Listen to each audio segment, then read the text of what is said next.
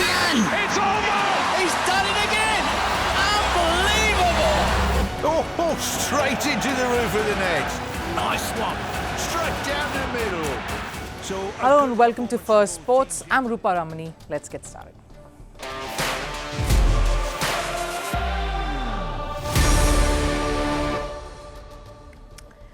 Right on the show today, Pakistan Cricket Board is confident that India men's team skipper Rohit Sharma will travel to Pakistan for the grand opening ceremony that's featuring all of the 8 captains.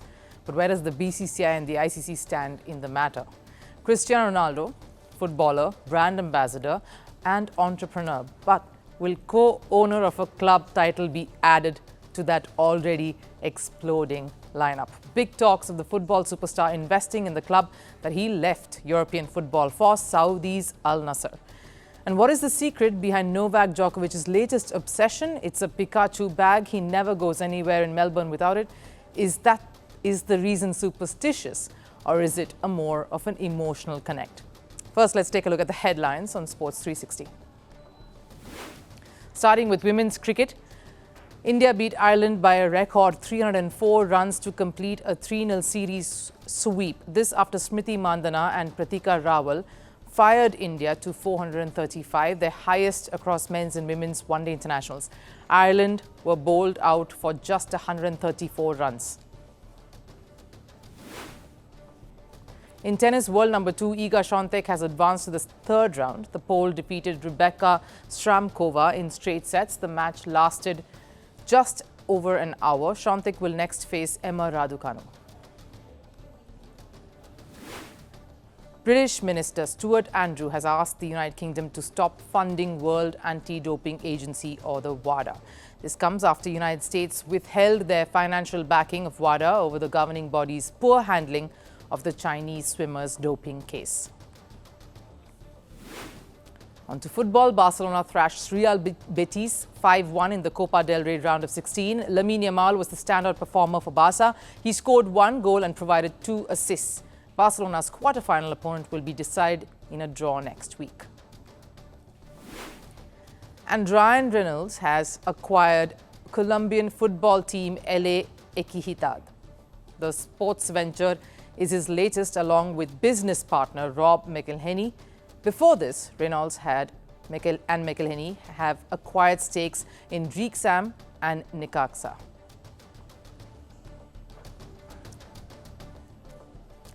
The excitement for the Champions Trophy is mounting. Pakistan is getting ready to host its first ever ICC event in nearly 30 years. So guaranteed, there are nerves, and it's not an event that has not had its fair share of hiccups. It's gone from being a single host tournament to a hybrid setup now, with India playing all of its matches in Dubai, UAE. But will the captain of the Indian cricket team, Rohit Sharma, at least travel to Pakistan once? The tournament is scheduled to start on the 19th of February. And as goes with every ICC event, this one will have some smaller events lined up as curtain raisers. Pakistan is keen on organizing a grand opening ceremony somewhere around the 16th or the 17th of February to mark the return of the ICC Champions Trophy after a break of 8 long years. And of course, an opening ceremony will involve the 8 captains who are of the teams taking part in this tournament. But this is just the frills surrounding the main event. Any ICC tournament has a set number of events that act as precursor to the main tournament. They're divided into various segments from, you've got the photo shoot of the captains together with the trophy that they will all be fighting for, to a press conference with all of the captains, in this case 8 of them, media briefings and individual team interactions with the broadcaster and of course the ICC. Sometimes there are certain programming that is also scheduled to create that buzz around the event that may involve certain commentators and even current players engaging in some discussions. Some of these events and programs, like the photo shoot and the pre-tournament captain's press conference, they're all mandatory. ICC rules clearly state that the captains have to make themselves available for all of this. Let's talk about the photo shoot, for example. This simply cannot be canned or missed. Also, an ICC pre-tournament photo shoot has really transformed over the years. It's not as simple and straightforward as it used to be.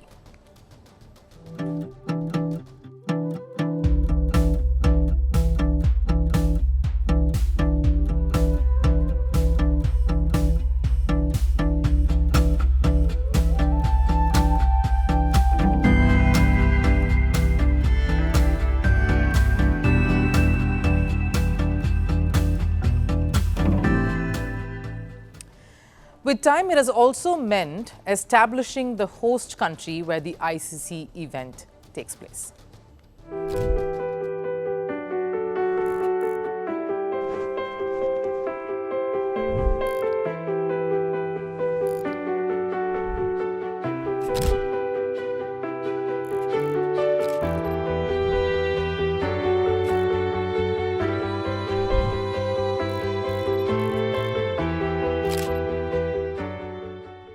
Those very stunning and interesting visuals were, of course, from the ICC Women's World Cup that took place last year in UAE. So obviously, Pakistan would want to take this opportunity to establish they are the hosts of the ICC tournament, an event that isn't just seeing the return of the tournament itself after a break, but also of them as an ICC host. So this is massive for them.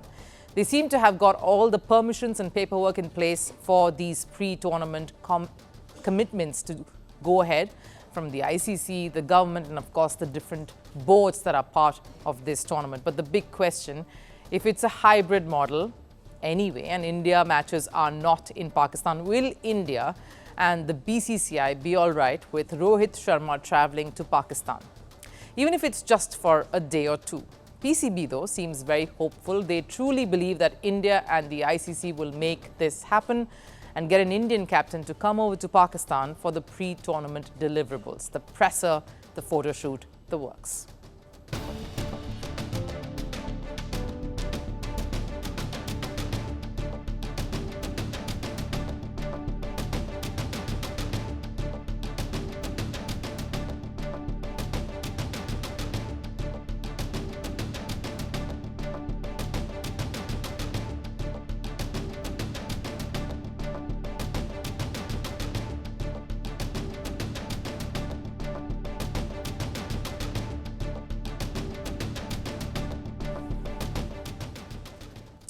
Now, here's how I see it. India has made it clear that they will not travel to Pakistan. There are a lot of reasons for it. Of course, there's been the geopolitical tensions, and of course, the security is a major concern.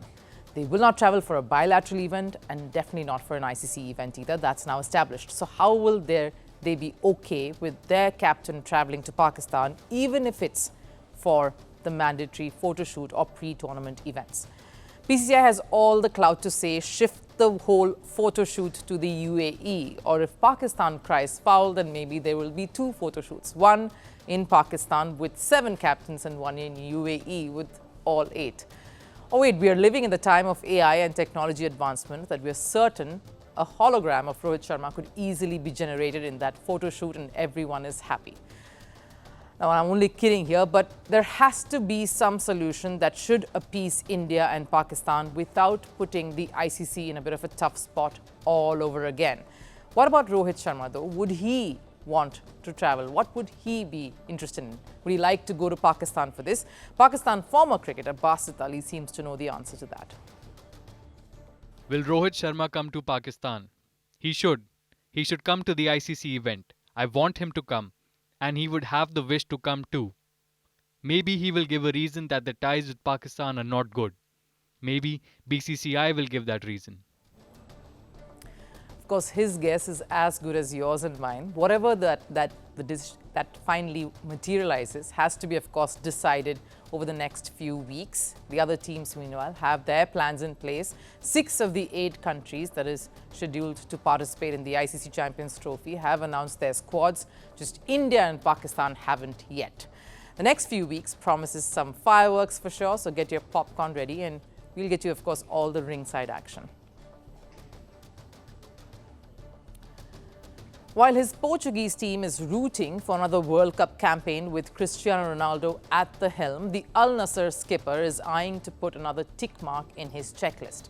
Footballer done, entrepreneur done, YouTuber done. The next job title in line is that of owner. The icon is now looking to co-owning Saudi-based club Al-Nassr. Ronaldo, who arrived in Saudi Arabia in 2022, has reportedly signed a fresh contract. A contract that will not only extend his stay in the Gulf country, but will also make him the co-owner of the club. Reports say the contract is worth a staggering $188 million a year, which will make him the highest paid footballer on the planet. and a 5% stake in the club would mean he will take part in important decision-making deals that's related to the club. The amount itself is reason enough for Ronaldo to accept the offer, but let me show you the breakdown of that. Ronaldo will earn around $15 million a month. That's about $4 million a week, and a cool $566,000 a day. Simple. And given Ronaldo's money-making approach that we've seen working out over the last many years, this works out absolutely brilliantly for him. But the larger takeaway from this move or from this report is that Ronaldo seems to be done with Europe and quite happy with his stay in Saudi. It comes as no surprise, though. Ronaldo's ambitions with the club is not done just yet. He's failed to win a major trophy with Al-Nassr, so he would want to give the club some more seasons to do just that. And while results didn't come in the last few years, this contract extension might just put Ronaldo in the driver's seat when it comes to the workings of the club. Because a 5% stake means he will have a say in transfer decisions too. Reports say Ronaldo has already started exercising that power. He's keen to play alongside players he trusts. The biggest name, of course, coming out of that is Brazilian midfielder Casemiro. The player could potentially reunite with Ronaldo for a third time. After their glittering years at Real Madrid and a brief spell at Manchester United, Casemiro could just be the start. Ronaldo would want more such footballers to achieve his ambition, come on board with him, and of course win a major silverware with Al-Nassr. And the co-ownership also clears the air on what Ronaldo would like to do after he bids goodbye to the sport as a player, basically living up to what he promised just a month ago. I'm not a coach. I'm never going to be a coach or president of the club, maybe no, too. Maybe owner of the club, yes. Clearly, Ronaldo is thinking about his future even before he hangs up his boots. But he's always been that way, a step ahead of the curve, thinking what to do next. The contract will keep Ronaldo in Saudi at least till 2026. Recently, Ronaldo had pointed fingers at other leagues around the world. He rated the Saudi Arabia League much more difficult and much more potential than the French League, for example. So this co-ownership is obviously keeping all of that in mind. His intentions of making Saudi football much stronger is absolutely clear, and what that would mean, bringing across more and more marquee names, because he'll be the one getting them. Among other plans, of course, that he might have in mind. He made the league popular with his arrival some years ago, and then, of course, more stars came in, like Karim Benzema, Neymar, Sadio Mane, all following him over to Saudi Arabia. But now, with the power of ownership next to him, Ronaldo would make sure more international stars join the league, a move that will not only make Ronaldo's team stronger, but the league more impactful as well. Seems like Ronaldo is on a mission. He's giving Saudi Arabia a direction of where to invest and how to proceed.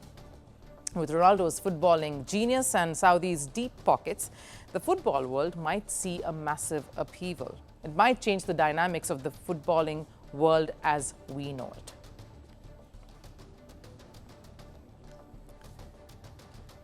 Former world number one Novak Djokovic is grabbing the limelight at the Australian Open, and there are many reasons for that. His on-court performance, of course, for one. He's made it to the third round of the Slam, and Andy Murray is in his box, and that's been quite the highlight so far. But there's also the off-court drama that the Serb seems to love to be embroiled in, like when he accused Australia of poisoning him back in 2022, which he refused to readdress at the Australian Open press conferences. And now a certain Pikachu bag that he's been carrying around seems to have caught everyone's eye. The fact that the bag doesn't even belong to him makes this all the more interesting. So why is Djokovic using this Pikachu-themed bag? Is it some sort of superstition, given his history, or is there an emotional connect? A report. There's a wave of digital influence at the Australian Open in Melbourne. A project called AO Animated has taken over digital streaming online. To tackle the broadcast right issues, the organizers have replaced real players with animated characters on their streaming platform. And the real players are not shying away from the animated wave either, at least not former world number one Novak Djokovic.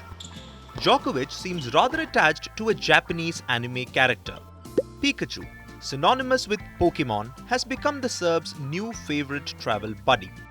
The former world number 1 arrived in Australia with a backpack carrying a picture of the electrifying Pikachu. So, is it just his love for anime? There's not much evidence on whether Djokovic is a hardcore Pokemon fan, certified by the fact that the bag doesn't even belong to him. The real owner of the backpack, and drum rolls please, is his son Stefan. So is it just a cute piece of hand baggage with an emotional connection? We've seen that going around. Olympic South Korean shooter Kim Ye-ji wore her daughter's elephant toy during her event at Paris. Football icon Lionel Messi has his kids' names printed on his shoes. So is the Pikachu bag Djokovic's nod to his son? The eagle-eyed Pokemon and Djokovic fans think otherwise.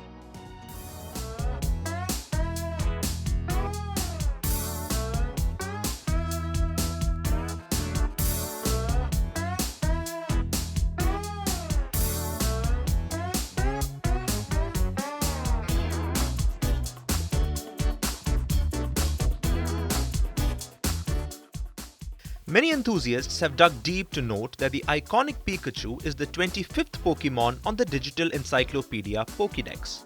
Pokemon trainers use this high-tech device to record data on the Pokemon they find. And given Pikachu is the 25th character, the popular belief is that this is Djokovic's way of manifesting his quest for a 25th Grand Slam title. Djokovic, though, denies those claims, saying it wasn't intentional. Yes, I find it interesting and amusing. I had a lot of fun with it. Honestly, I haven't done it intentionally. While Djokovic continues to refrain from admitting this superstition, his history says otherwise. The Serb is known to have a past with superstitions. When Djokovic was aiming for his 22nd Grand Slam title, a superstition worked in his favour. He beat Sebastian Korda in the Adelaide International Final in 2023. He followed that win by tapping his head 22 times. A month later, he won his 22nd Grand Slam title. And that's not the only superstition. Djokovic has a tradition of tasting a piece of grass from the Wimbledon centre court after his title wins. A tradition that he started way back in 2011 after he beat Rafael Nadal in the final. Last year, Djokovic himself revealed that there was a superstition he used to follow before all his key matches. More than 10 years ago, I used to hit the ball an even number of times on the deuce side and an odd number on the advantage side. But I stopped doing that. Of course, that act had to have been superstitious. And while Djokovic has given up on this, maybe he has developed a new one. The 22-time head tap worked for Djokovic in the 2023 Australian Open. And given his slamless run in 2024, he probably needs some electrifying measures to win his 25th. And so the anime character whose superpowers are also electric. If Djokovic wins the slam, he may just follow it up with a Pokemon celebration. Time for Last Serve. We take you to icy slopes in Switzerland. Watch a 19-year-old finish second at a competition after landing with the triple backflip. The first time a free skier has ever done so. Take a look.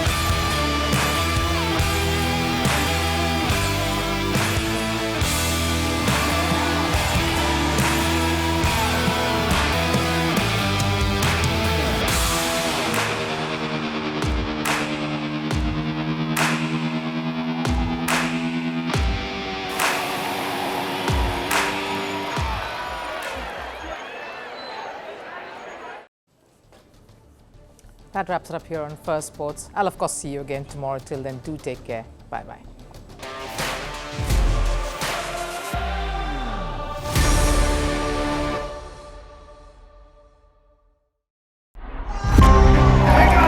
From breaking news to the day's biggest controversies, shedding light on the world's top headlines, detailed analysis on the stories that matter the most to you. Catch it all on Spotlight at 6 p.m. India time and 12:30 GMT, only on Firstpost.